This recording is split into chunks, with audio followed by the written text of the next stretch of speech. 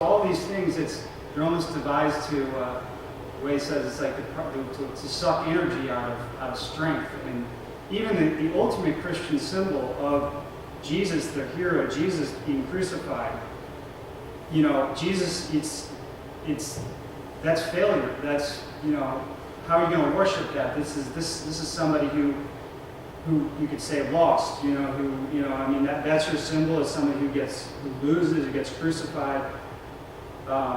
And you can go on and on with this. There's so many, the mortification of the flesh. Pleasures of the flesh are sinful, really? And if I'm somebody who I don't think about this kind of stuff, I'm like, I enjoy the pleasures of the world, and no, he said it's sinful. So Nietzsche hated, he saw this and he said, this is an inversion of all values. Where did this idea ever come from? And he started to go back and look at the environment that Christianity was forged in, ancient Rome, the last centuries of this great empire. And he started to think about, who were these early Christians? Where did they come up with these crazy ideas? Now, ancient Rome was a very corrupt society, decadent, brutal, cruel. There was a lot of cruelty. And Nietzsche started to formulate this theory that the early Christians had this resentment, this hatred towards the aristocracy in Rome that was causing all this pain. Ancient Rome it's kind of like what we're going through now, this amazingly powerful empire that is declining, and probably even is in a few generations, it's going to become a very tough place to live. So all of these underclass, he called Christianity the slave religion. All of these underclass, people who were suffering from all this chaos in the political system, had this resentment towards the aristocracy. And they were so filled with fury and hatred that they projected that unconsciously, they projected that anger onto and created a god. They created everything every value that the aristocracy was representing the aristocracy, they made an inverse and they put it on a god. So, the aristocracy, they're proud. Okay, well, pride is a sin. They enjoy the pleasures of the flesh. Okay, that's a sin. So this is his theory. It's a slave religion. It's something that came out of the hatred and resentment that the underclass had for the aristocracy at the time.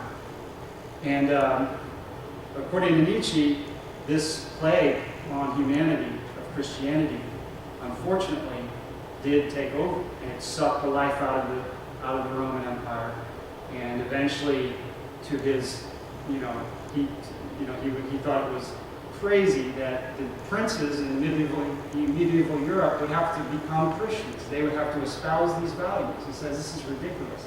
These are horrible things that a sovereign should have to pay tribute to.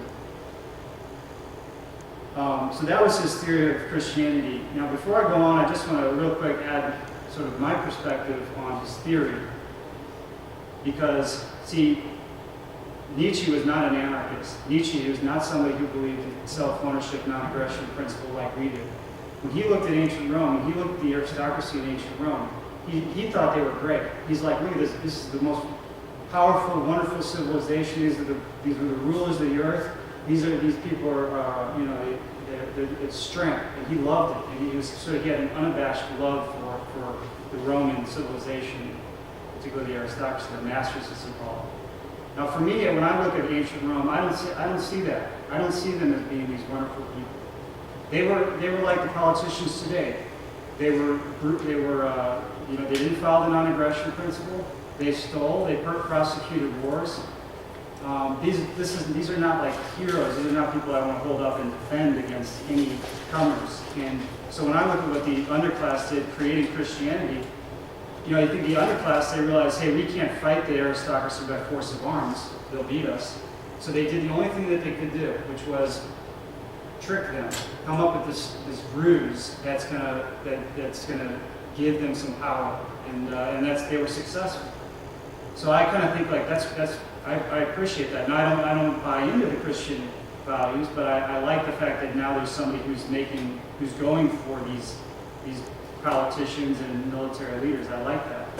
And in fact, this is maybe a subject for another talk, but the story of Western civilization is the theory that the reason Western civilization was able to conquer the globe economically and culturally was because you had such a strong church, the Catholic Church, for 1,000 years. You don't see this in other civilizations. You don't see this in Africa or Asia or India or the Americas. This really strong central church. And that served as a bulwark against the state. And out of that tension between this church and the state in Western civilization came a lot of the freedoms that we enjoyed that have made us so prosperous.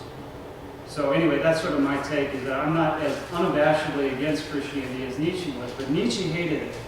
And just the titles of his works will give you an idea of how much he hated it. One of his books was called Beyond Good and Evil. So he wanted to get beyond all of the, Christianity told you what's good and what's evil. He wanted to get beyond it. He thought we should push it all away. And one of his last books was actually called The Antichrist. So he saw himself as the intellectual Antichrist.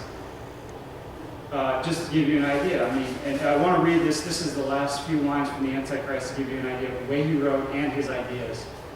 He says this: I call Christianity the one great curse, the one great intrinsic depravity, the one great instinct of revenge, for which no means are venomous enough, or secret, subterranean, and small enough. I call it the one immortal blemish upon the human race.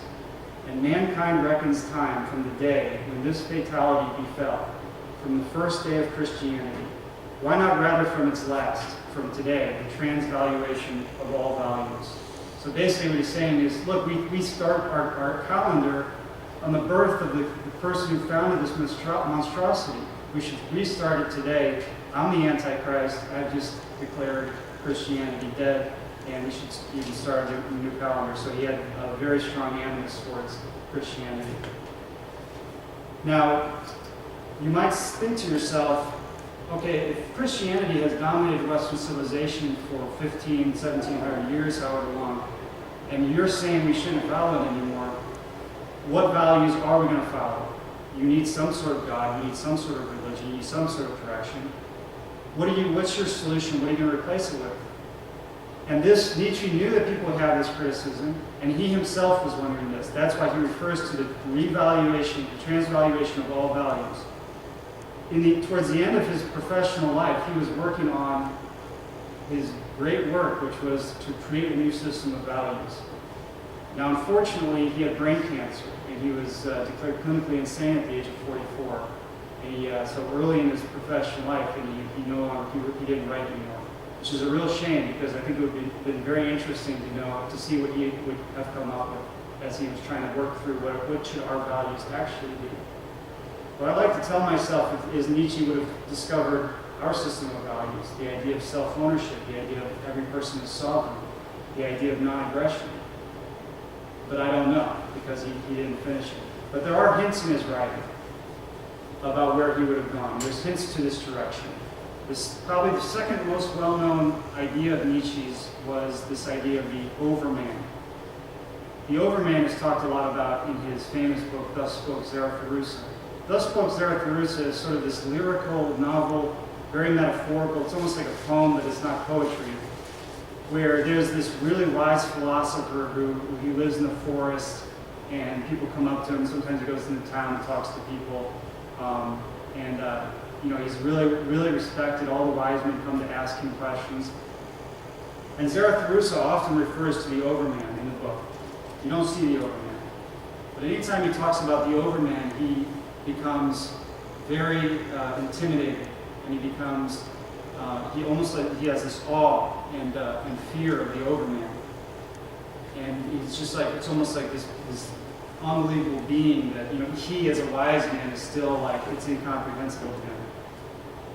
So I'll just give you my take on who the overman is and what Nietzsche was going, direction he was going. The overman is the ideal in each one of us. He wants us to create our own God. The overman is the ideal of you in your perfect form, you without any of your flaws, without any of your hang-ups, without any of your fears, any of your insecurities. The overman is the possibility that's within you. And if you start thinking like along these lines, if you start thinking there's a God that's within me that's trying to come out, you can kind of see where he comes up with the idea of the overman. The overman is those times when you overcome something, you overcome some hang-up you have. Think about like a moment in your life when you look back and you say, that is a moment I'm proud of. You know, it's like you look back and you just want to say to someone, that's when I was who I could be. It's these moments, and there are these moments in our life where it's like you breathe fire. It's like you feel so strong, you feel so confident. These are rare moments, and probably when you think about whatever's coming to your mind, it's a moment when you have confronted a fear, or you have overcome your tendency to be lazy, maybe, or you stood up for yourself. You have overcome what has maybe what you would call being human. You know, Nietzsche had a book called "Human, All Too Human." He hated this weakness, and I think his idea of God was when we all overcome these hang-ups.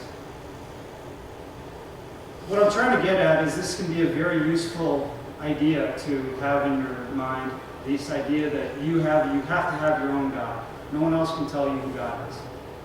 And that carries with it a lot of responsibility, because if you have to have your own God, you can't say I did something for someone else's God, which is an excuse people use. You can't, it's not, you have to build it up yourself, and that, it's a burden to carry, but it's also an opportunity, because then you're responsible for everything.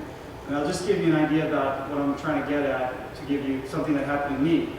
And when I was reading Nietzsche, one night, and I was thinking about all these ideas, and one night I went to sleep, and I woke up at about 1:30 in the morning, and there was this incredible noise outside. I live about a block from the McDonald's, and there was somebody on the roof of the McDonald's power blasting the roof. They did this a year ago too, and he was doing it again. And it's so loud. I mean, a power blaster, it's louder than a lawnmower. And it's 1:30 in the morning on like a Tuesday. And I'm at the end at the block, but everyone in the block is awake, for sure. There's no way, unless you have the soundproofing windows, everyone is awake because of this noise is so loud. And so I'm laying in bed and I'm like, okay, it's going to stop soon. It doesn't stop. Roll over, it's going to stop soon. It doesn't stop. No one can sleep. It's 10 minutes, 20 minutes, 30 minutes, it's going by, And I'm thinking, the whole block, there's thousands of people listening to this. And all of a sudden popped into my head this idea of what would the overman do? And I said, the overman would not tolerate this. If I put on my clothes, walk down the street, and pull the hose, the guy comes out and I start yelling at him saying, there are thousands of people awake here, it's 1:30 in the morning, you can't do this, On and on, I'm yelling at him. And eventually he was like, okay, I won't do it anymore. I mean, it's basically the owner of McDonald's didn't want to do it during the day because he would lose business, So it's just, and there were other people who were kind of milling around, talking on the phone. I don't know if they called the cops or whatever. Obviously pissed off about this too, but they didn't confront it.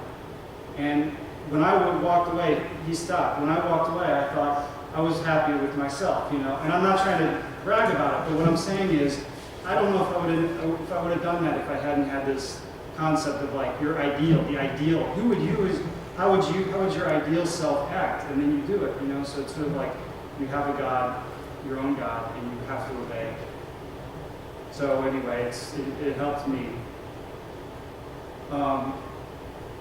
One more point I wanted to touch on from this is if everyone say like, well, if the idea of church praxeology is everyone has their own God, then what's the point of having a church? Because isn't a church supposed to tell you who God is? Isn't that the whole purpose of the church?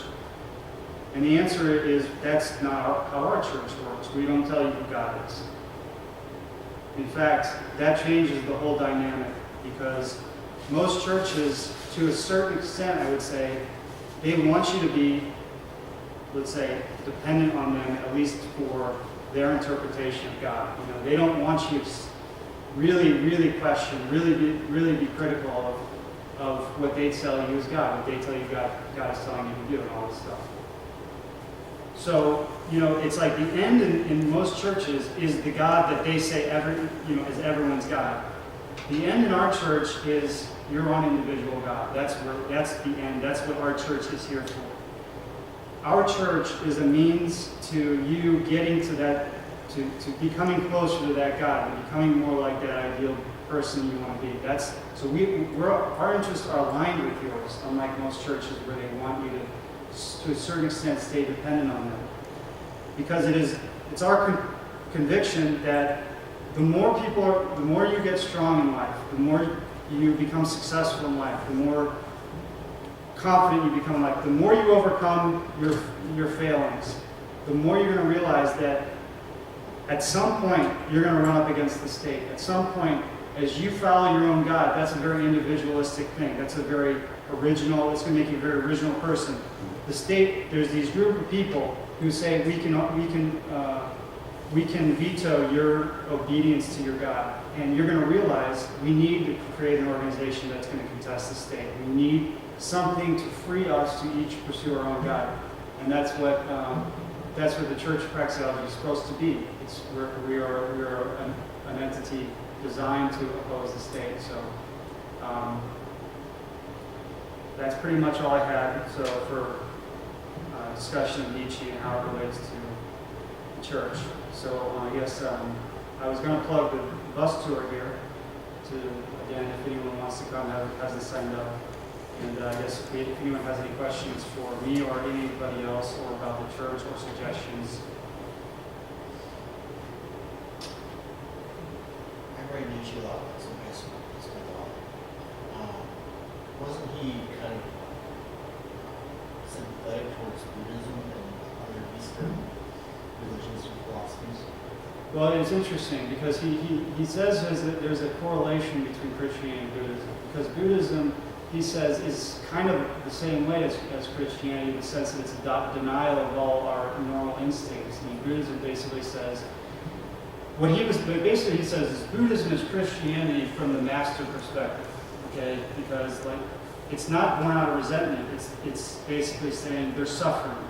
To him, saying they're suffering in the world is honest. At least it's not saying there's a God or something. It's just saying they're suffering, and the way we're going to try to overcome suffering is to deny all of our desires. And that's basically what it is. So his perspective is the masters of, I guess, Buddha and his followers it was not born out of resentment, but it was similarly sort of an inversion of all values because they wanted denial of, don't want anything, don't. So he liked it more than Christianity, but it wasn't his thing for sure. I think there's an interesting correlation with the Uberman and Buddhahood and Nirvana. I mean, I get kind of like the ultimate expression of your inner the idea, the Buddhist idea is everyone's Buddha. So I mean, there's a similarity to this idea of everyone has their own overman that they're aspiring to.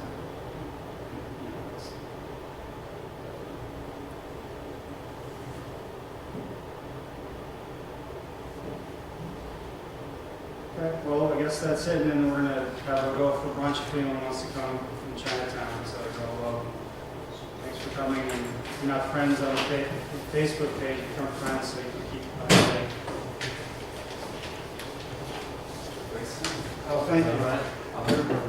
Okay, I'll see you tonight.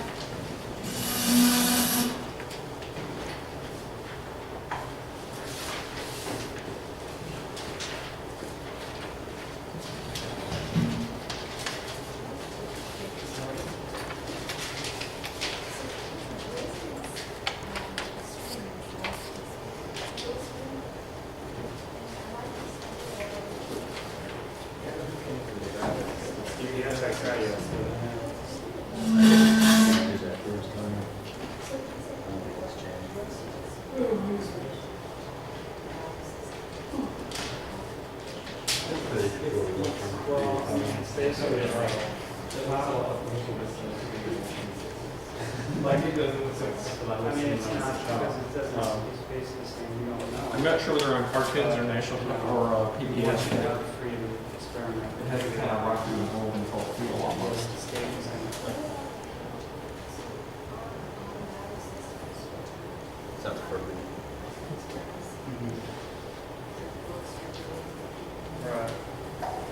Steve can't have any more of that spoil your lunch.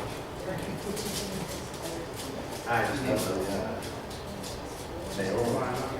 Oh, I mean, it's very, actually, it's on the other version yesterday. I don't particularly care about it. So I have this friend who. Well, yeah, I mean, I think the idea is to. Somebody I know Aspire to is be that called kind of Parliamentarians, independence. I mean, podcast, like that's the idea. You blog, want people to- internet radio. Well, I mean, before I was thinking. And I guess it's once a month. What do you So think it was about last this? night, and he had two different candidates he was going to talk to. Some guy who's running in Arkansas at 10, and then me at 10:30.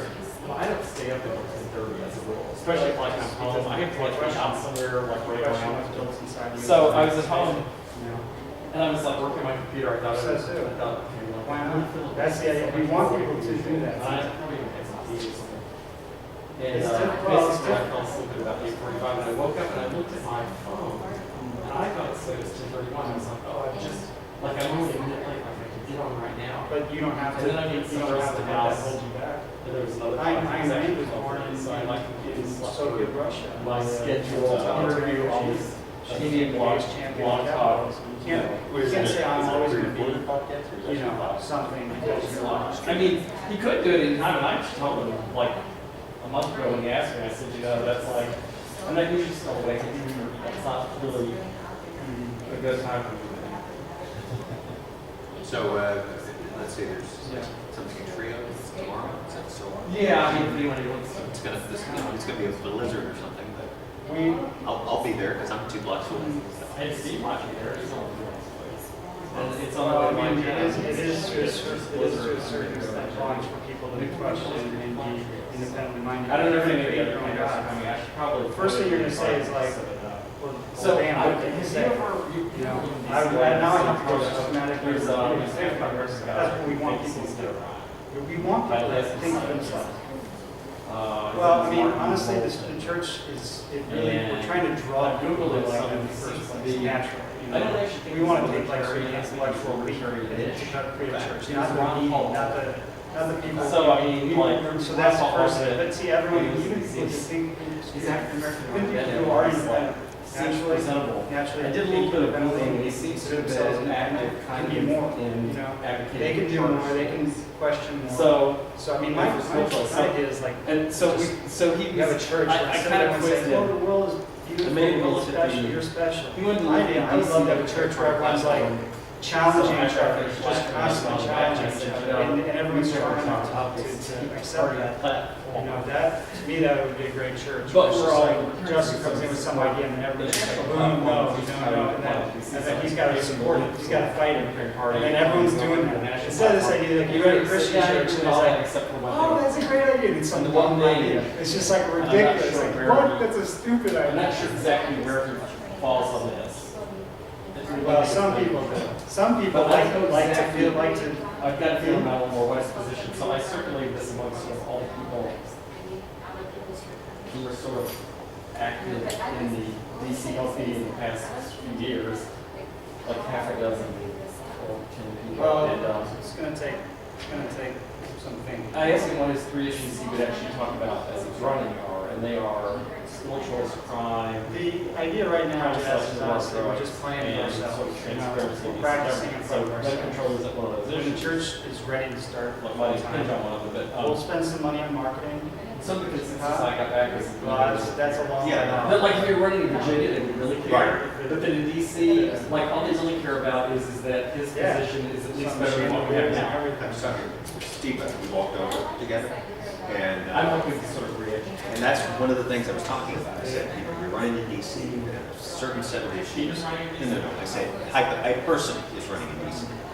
That you have to, you know, you're adapting to the local political climate. It doesn't mean you give up on any of Well- your principles. It means that, you know, you talk about things. You know, one of the funny and things, so on. funny things about gun control, although it's not the only issue where this comes up, I think it's really kind of a public property problem. Right. Because, like, I might not necessarily like the idea that every time I go to a public event, and every time I walk down the sidewalk, I'm on the street, in theory, I might not like the idea that just anybody else who happens to be on those things is armed. Although, practically, I think having more people armed means there'll be less crime as opposed to having no people armed. I mean, the practical argument.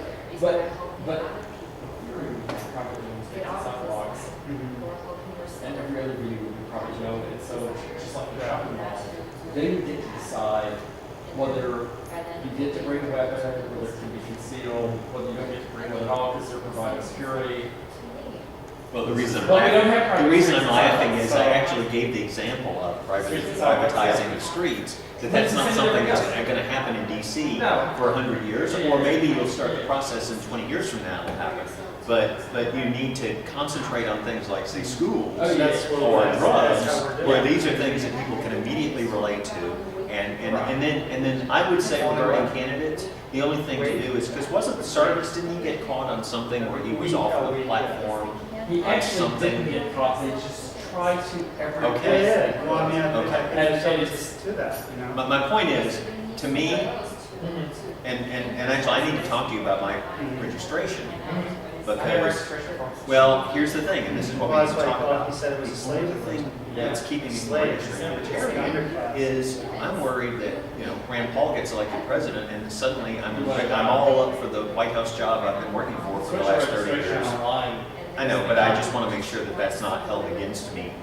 Anyway, let's have that discussion. But my I mean, point, that's the only thing that's holding me someone back. came up- okay? Somehow I would think. I have to Came out overcome that in my somewhere. head. So Because what- I how is very it hesitant. If I were Rand Paul or Mike Lee or You know, Ted like Cruz and I some saw that priest somebody somewhere had as been well, registered as a came up with libertarian something, it's like, that's in your idea. 2014, Who are you, you know? but it switched it in 2015 to Republican. Actually, I would think that for some of I them, don't know, it's on the History Channel? they might trust you more than if you were just somebody who Yeah, didn't I'm register the interested in Republican stuff forever. like that. Because then you would just be part of the Republican Party staff. But for example, I could be a delegate candidate in DC and I might have to be Republican if Rand Paul's running. And then, anyway, my point is, I just have to work this out in my head. I don't think it's a problem I This is can't kind of a overcome. big question, which I'm not. Right, but I mean, Actually, because like all these variety of opinions are going to be talking about this briefly. well, it's kind of different. Brunch. It's not like getting a 9 to 5 job. Although I think a lot of people here are kind of uninterested in voting in general, but I think it's actually kind of openly confusing. Like, if Rand Paul was actually at the top of the GOP, and especially if you did a modern policy, you had a chance of winning, Yeah. or even take all nice with you. And then there's also a perfectly decent libertarian like Gary Johnson. I think a lot of libertarians would find it difficult to figure out. I think a lot of people would be, they would actually have to stop and think about racial racism. No, that's Much more than Cuccinelli-Saris. It would be a much harder decision to make. Well, and in my situation, I mean, if This guy's and Steve and I were talking about this morning, because he was like, why don't you But vote for he's this Christian and too. that? We always talk about People realize, but secondly, I'd be in, if he had won, and he actually kind of close to realize, I'd be in the White House right now, and I'd be able to do a lot of good things. Oh, you worked on one of these last one. I was at the headquarters, Yeah, I was researching, And, you know, then we'll have a girl. We'll have a girl. You And, know, and I'm building you're gonna bring 30 girls. You are a right winger. With the So- He wants women's to have a girl. lot. Except for Huh? this. He wants to have a lot. She said He walks around the place. I mean, I've seen him at least once. I think I've seen him once. The 2200 block of it. Usually we walks go- along and it's like a little. This is her first time taking it up. And for some reason, it looks near where it's crossing. No, she likes to be home. For some reason, that block, Michael King's that block always has somebody walking around who's kind of famous like that, and then there'll always be like a 26-year-old just walking along. Bring him on. Thank you. That's all. Well, see, I started out as the 26-year-old at some point, so, anyway, my point is, and I don't want to, and there are times in my life where, like I was up for some big job, and because I at one point had done one thing, like pissed somebody off, taken some one issue stand on something that wasn't really important, and I blew it because of that. So that's why I'm so sensitive, that I've worked all my life, and I'm getting close to the end of the road if I'm gonna get a White House job. Get your first White House job when you're 60. Charles Cook Institute, like Right. every 2 months. And I had 4 friends who worked there, and some of the jobs, the most recent my talk. I was actually emailed. Stop avoiding Yes, questions. got emailed to me yesterday. So there you go. You're a girl. See, you don't have a girl. Don't have a girl. maybe. Yeah,